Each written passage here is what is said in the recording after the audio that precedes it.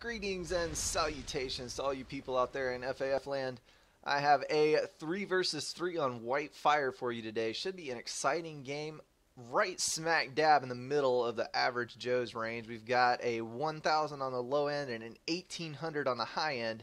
White Fire always plays out differently. The mixture of a complete water split and then how the land masses are set up always leads to early aggression and some very good gameplay tactics. So this should be a pleasure to watch. On the northern team, we have Captain blah, blah, blah, blah. Pardon me while I untangle my tongue from my teeth. Captain Chlorgas. Say that 10 times fast. He is going to go Cybran in the red color. And this is the original White Fire with all of the extra reclaim on it. For those of you who are curious, playing front is Stark as Purple Seraphim. And on the right-hand side, we do have Mr. Gray, the 1,000 player. So 1,000, 1,800 on the same team, and he is going UEF. On the southern team, we have Sun Tzu as UEF in the dark blue. Exotl on Cybran. He is taking the green color, and then Swiss Cow on front. Hot pink, exercising his manliness, running with the Aeons in pink. My good sir, I congratulate you for your choice of fashion. Alright, I'm going to bump the speed up on this just a little bit, and we will see where the match takes us. I'm not seeing any extremely early aggression. Normally you will see a fast bomber or some such thing on this map, but as of now, it looks like everyone has land factories first. Our first air factory is coming up down there in the corner, and up here, 2 air factories going down for the northern team, and another one on the way down here. And early Navy going up for the northern team. Looks like 2 players jumping in the water immediately. Slightly more delayed, but there are naval factories going down in the south as well. Here's a Navy for Captain Chlorgas. There's a bomber coming out across the water. He has swept those Auroras. That alerts the northern team to the Auroras, and that will alert the southern team to the presence of a bomber. Need to get on that and destroy it ASAP. Got a bomber out for red as well, trying to clean up these Auroras before they do any more damage. That was a Navy denial by that bomber. He is kiting around, searching for engineers to destroy. Perhaps he will find some. My goodness, that was a horrible miss for those interceptors. And they drop it. Interesting early push here. Both of these players are going to lose 2 mechs, 2 floaty units going across the water. 2 mechs here and 2 mechs here. Perfectly symmetrical gameplay. Everyone is happy and no advantage is taken. Alright, frigate going to go down under the fire of 2 frigates. But here comes double Navy. Unfortunately, there's no subs, so I think that is just going to be a mass donation. Brilliant. I am going to slow this down a little bit. That is a T2 UEF commander. That is going to be a harsh comm drop. No wonder he did not go Navy. Stark is going to come out of the water and do his best to kill off some things. Bomber coming in, taking out all of the assisting build power. And the T1 point defense is down, going for the second tier 2. That is going to be rough to come back from. And he's donated his tier 2 transport to Swiss Cow. Looks like Swiss Cow is also going to comm drop. All of the air has been destroyed for the northern team. That was a brilliant maneuver. He is keeping the tier 2 transport to slowly lay damage down on this. Trying to get a shield up. I think Stark would be wise to absorb the damage and get up there, but here's a destroyer that is going to throw a major wrench in the works. Oh man. Sun Tzu, buddy, you need to go overcharge that thing. You should not stand there trying to build a point defense. That is not going to work out for you, bud. Navy moving over to assist, and there goes the second commander that was also tier 2, but he is meeting much less resistance since both ACUs are over here. He is going to have a triple T1 point defense and then a shield. So that is going to lay waste Stark down to 5 mass income. He will very, very soon be down to just 1. Well, Southern team looks like it is sitting pretty. Total domination of the right-hand side. We'll have to see how this ends up. We're only 9 minutes into the game, and this is looking like a wrap. Stark assisting his transport, although I'm not sure why he's, or his factory, although I'm not sure why he's assisting it since, yeah, it's not really going to help him out any. Transport needs to get out of there. Interceptors coming in, and oh my goodness, that transport was down to that was down to like 15 health when he dropped his ACU out of it. Holy cow.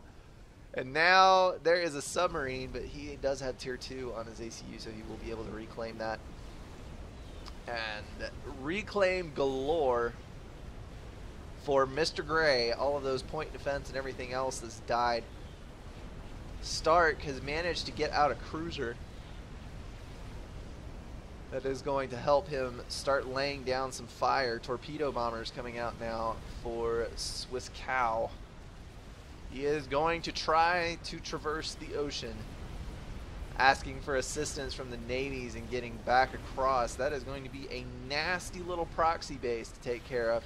He did build a TAC launcher, but I don't think he has launched yet. Oh, I'm sorry, that was a tactical defense. My bad. Don't listen to me because I know not of what I speak. A fresh, shiny new transport has carried him back.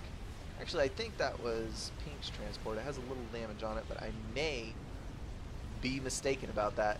And a torpedo bomber out trying to mop up some units there. Finally, the majority of the units have been eradicated from the northern side. That is a massive, massive eco disadvantage for the north, though. Stark still down on 3 mass income. He needs to get back across.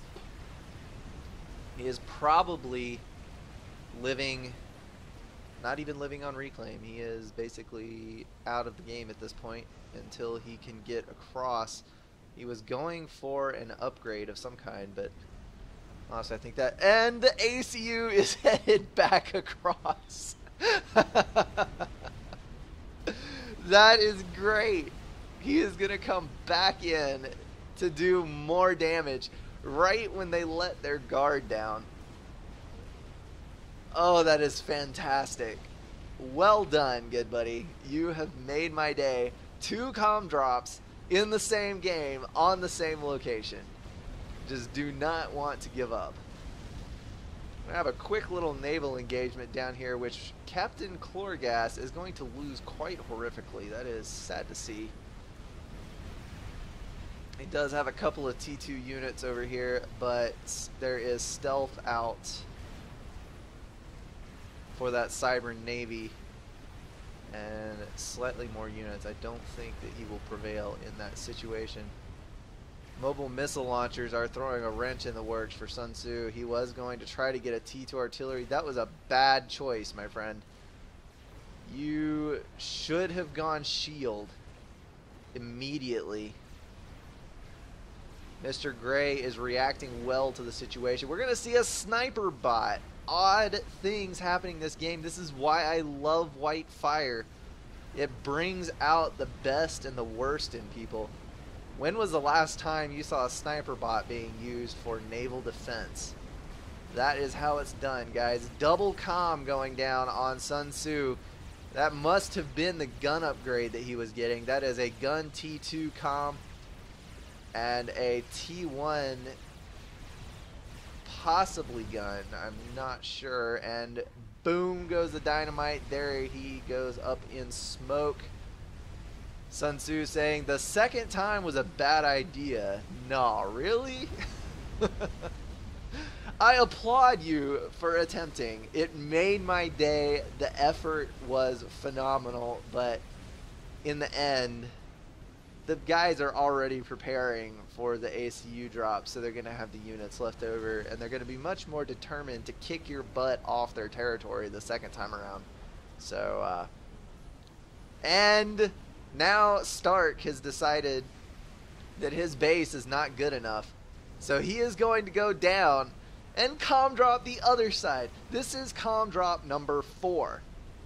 2 from Sun Tzu, 1 from Swiss Cow, and now 1 from Stark.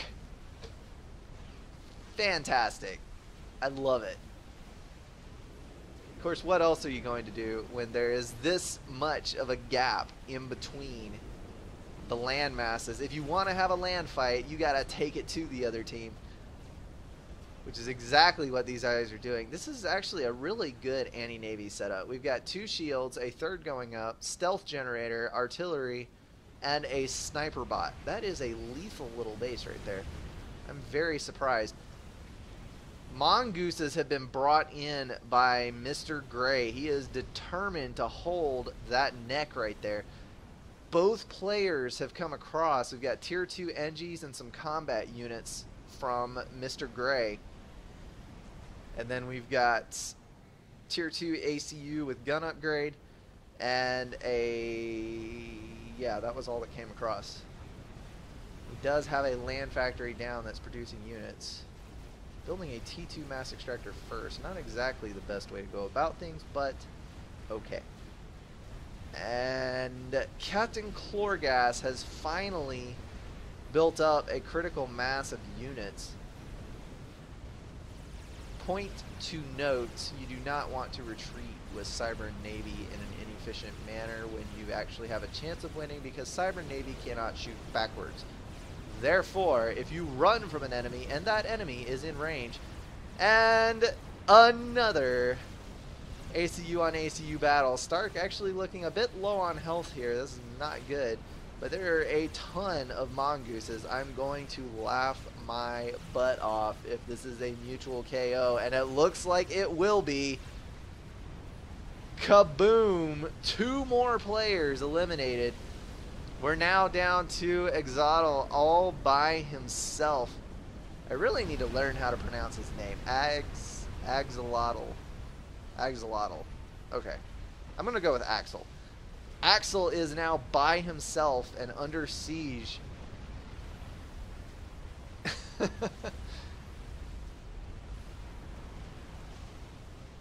Although, with the navy that he's got,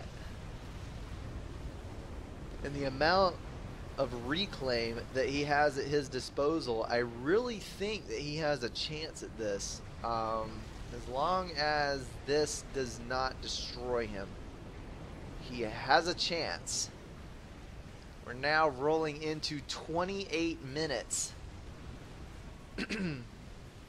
Still no T3 air on the field. That is highly unusual on White Fire, but I think that we can understand why there is no T3 air due to all of the aggression that's been going on. I think this is the single most combative game that I've ever seen on White Fire. And there is a Monkey Lord. Has that been scouted is the question. It has not. There have not been any scouts over here whatsoever. In fact, that is pretty bad on the part of the southern team, or the northern team, I mean. They desperately need to be getting some scouting information. It is about to literally be the death of them not scouting that. This is going to be a crushing naval defeat, but, well, no, I take that back. It may not be. He has a total of 5 destroyers, 6 destroyers at his disposal. He will be able to force that back. I take that back. But the problem is there's a Monkey Lord out here that's someone may clue in is there if they are very observant, but there is no scouting information on that Monkey Lord. It is going to pop out of the ground right in the middle of this base. You saw that laser rake. That was it. It is going to pop out right here and start demolishing that base. Monkey Lord is going to be incredibly strong on this map because it can dart in and out of the water. It is going to wipe out that T3 PGen, the T3 FAC. Devastating hit. Absolutely devastating. Red retreating with his entire navy to try and kill that Spider. Spider is going to go after the T3 Naval Factory. There is a commander there too. What is he shooting at? Misplacing his laser on the factory. That's sad.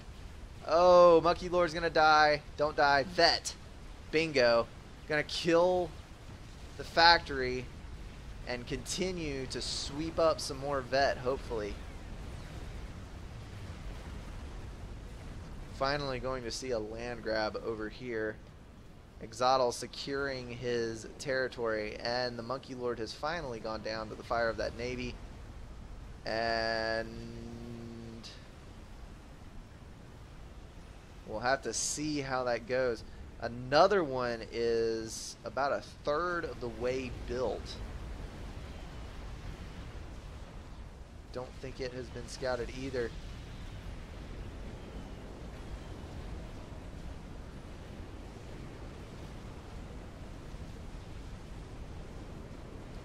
It looks like Axel is going to finally get on top of the Navy game. He has enough of a mass of destroyers built up, and then with that Monkey Lord screwing up the works up here, I think he will actually be able to wipe out this group of naval factories once and for all. This is an incredible comeback for Axel. Coming back from 2 of his team members dying and pulling it out after what could have been a naval defeat if he had not been careful with the situation. And it looks like Chlorgas, dodge for your life, but unfortunately it will not be enough.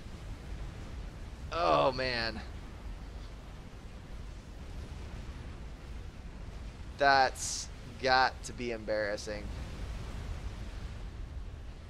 The northern team had this in the bag as far as they were concerned, and Axel pulled that Monkey Lord out and shoved it right up in there.